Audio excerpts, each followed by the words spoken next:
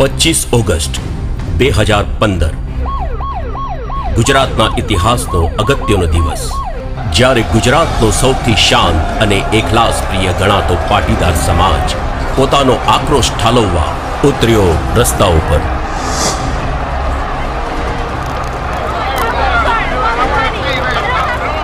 એક તરવરિયો યુવાન હાર્દિક પટેલ સમાજના હક્કો માટે લડવા ઉતર્યો મેદાનમાં. પ્રશ્ન પૂછવા બંધારણને, સરકારને જ્ઞાતિ આધારિત અનામત શા માટે, લાયકાત મુજબ આર્થિક ધોરણે શા માટે નહીં?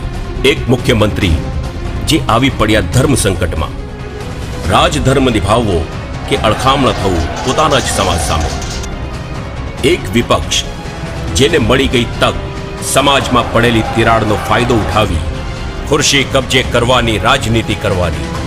જ્યારે જ્યારે લાયક જરૂરિયાતમંદોનો છીનવાશે અધિકાર, જ્યારે જ્યારે લાચારોનો થશે તિરસ્કાર,